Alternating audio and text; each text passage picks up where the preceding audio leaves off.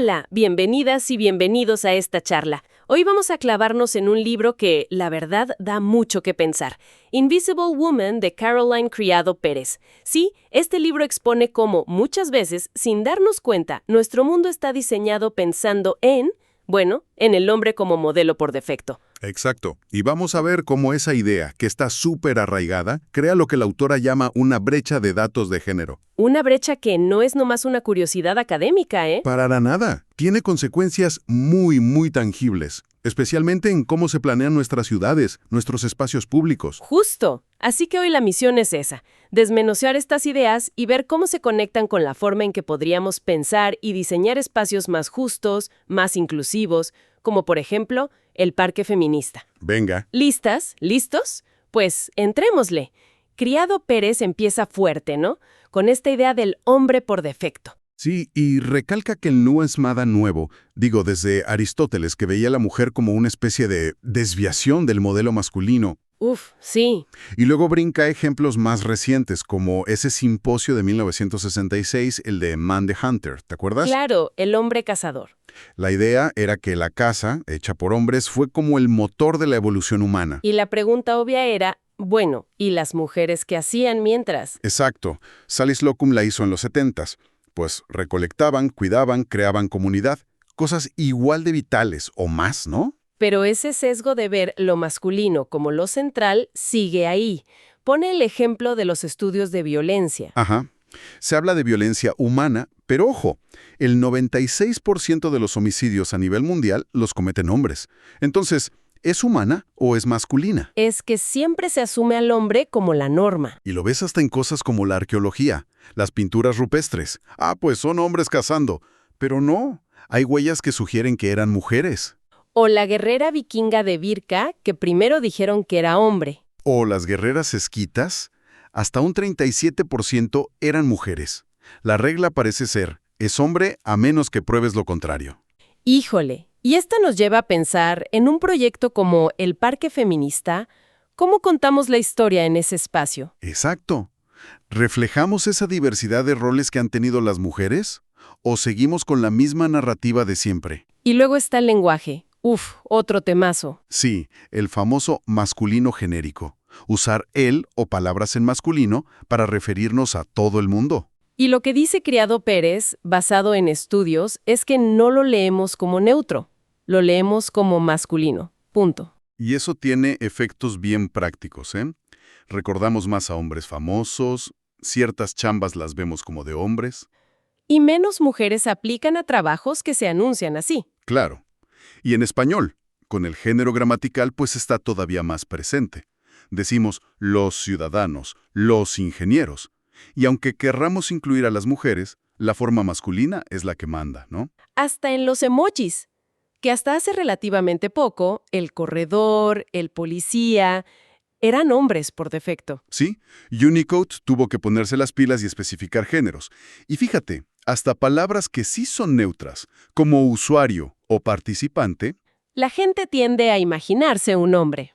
como en el ejercicio de dibuja un científico. Ajá.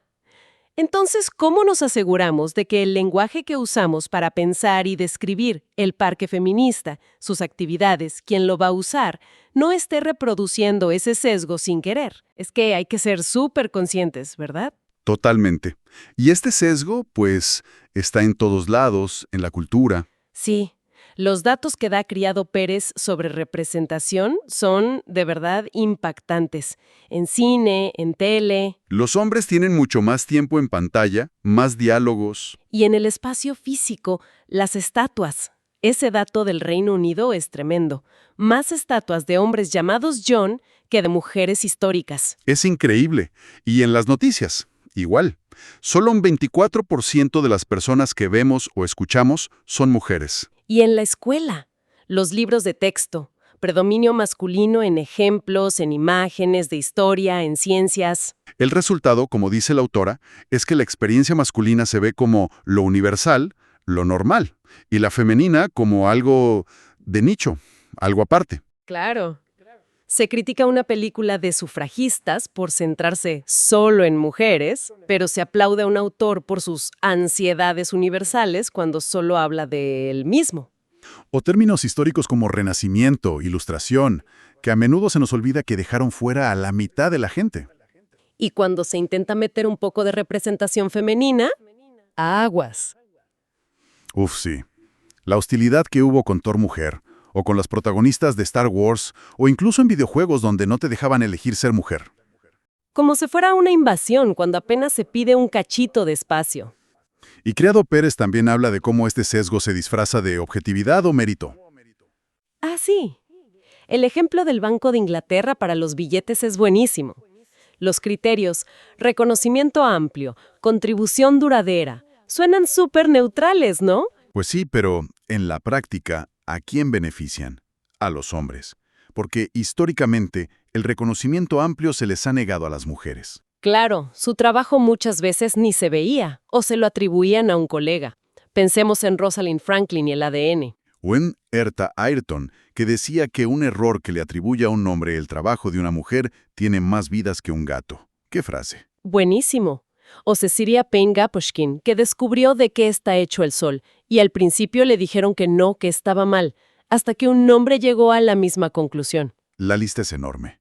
Y ese borrado histórico se ve en la educación, en los cánones de música, de literatura, en cómo se enseña la historia, priorizando lo público, lo masculino. Y esa división entre público y privado es totalmente artificial, ¿no?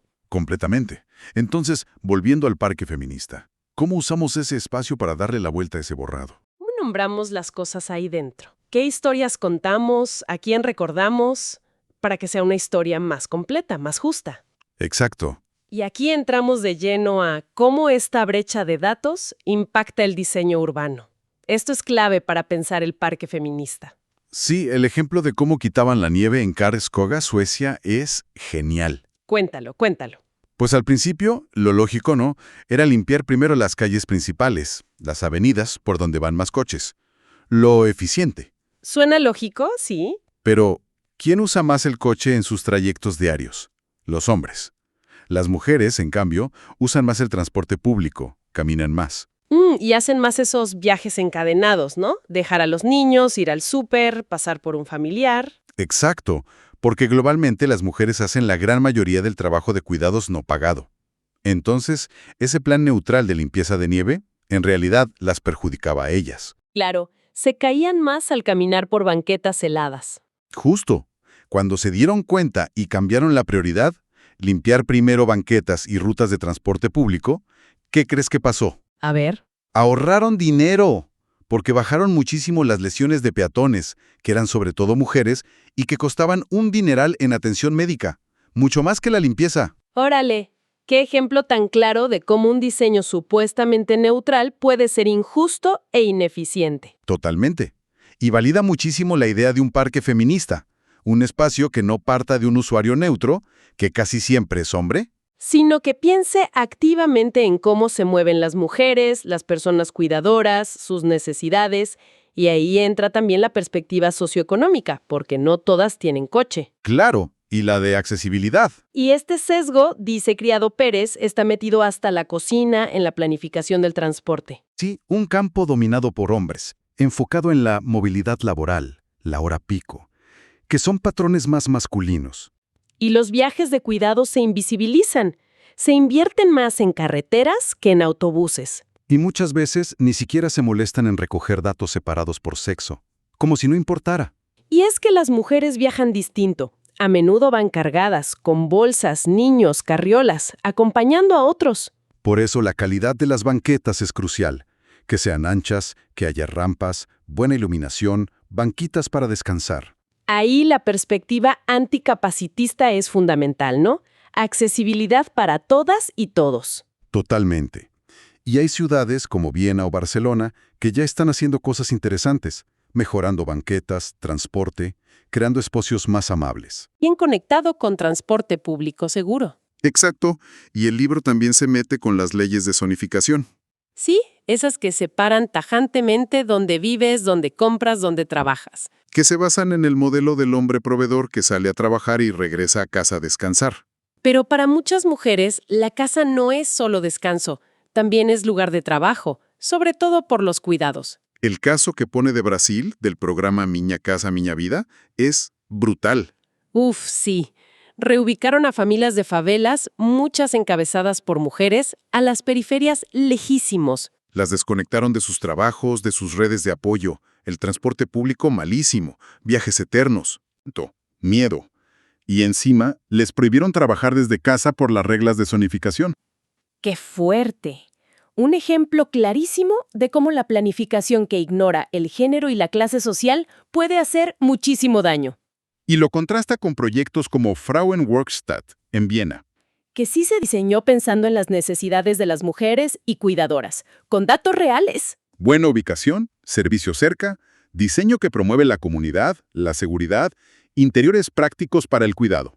Eso nos dice que el parque feminista no puede ser una isla.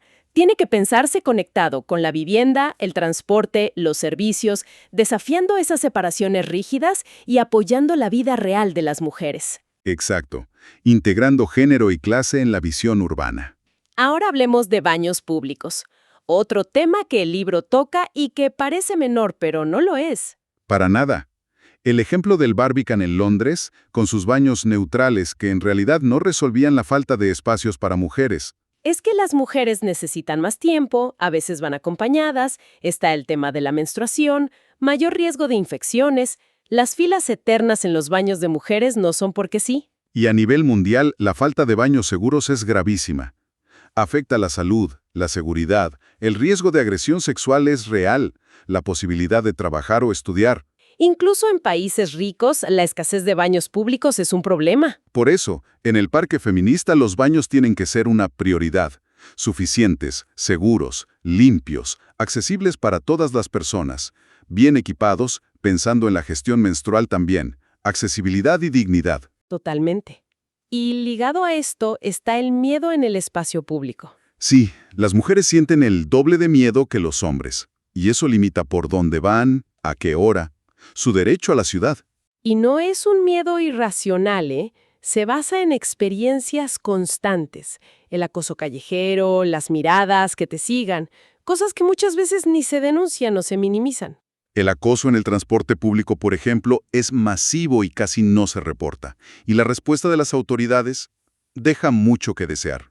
A veces te culpan, pues ¿qué esperabas? O ponen cámaras que no sirven de mucho si no hay personal. Hay soluciones, a veces sencillas. Mejor iluminación en paradas y caminos, paradas de autobús transparentes, bien ubicadas, horarios claros, paradas bajo demanda en la noche. Y fundamental, recoger datos, saber dónde y cómo se sienten inseguras las mujeres. La seguridad tiene que ser un pilar del diseño del parque feminista. Aplicar principios de diseño seguro CPTD. Visibilidad, iluminación, que haya gente, mecanismos claros para pedir ayuda o reportar algo. Es responder a esa necesidad específica desde el diseño. Y el sesgo llega hasta los lugares de juego o deporte. Claro. Los gimnasios con la zona de pesas dominada por hombres, o los parques infantiles o juveniles. El caso de Viena es interesante.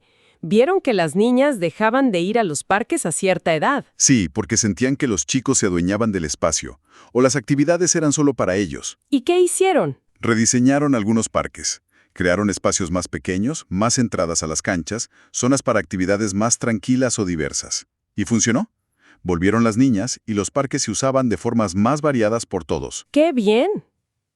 O en Malmo, que les preguntaron directamente a las chicas qué querían. Y salió un espacio bien iluminado con diferentes niveles, cosas que respondían a sus necesidades. Y en Gotemburgo, que vieron que casi todo el dinero para deporte iba a equipos de chicos. Y señalaron que invertir en deporte para chicas no solo es justo, sino que hasta ahorra dinero a futuro en salud. La lección para el parque feminista es clarísima, ¿no? Totalmente.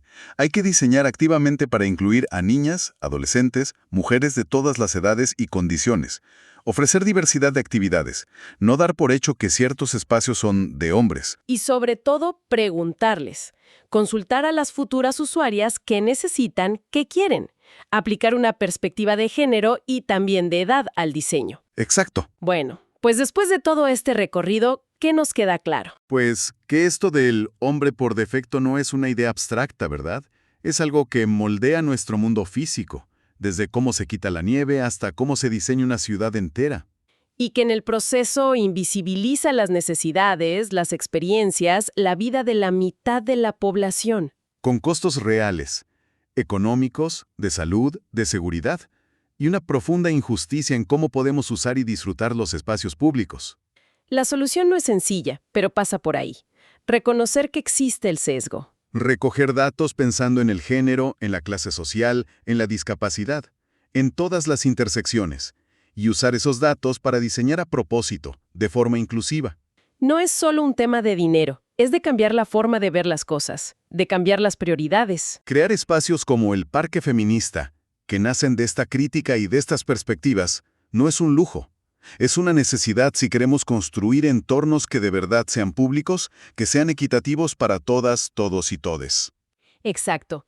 Y quizá la reflexión final que nos deja esto es: ¿Qué otras cosas de nuestro día a día, qué otros sistemas, espacios físicos o hasta simbólicos, hemos diseñado sin pensar en toda la diversidad humana, especialmente en las mujeres? y más importante aún, ¿cómo empezamos a rediseñarlos para que ahora sí nos incluyan de verdad a todas las personas? Ahí queda la pregunta.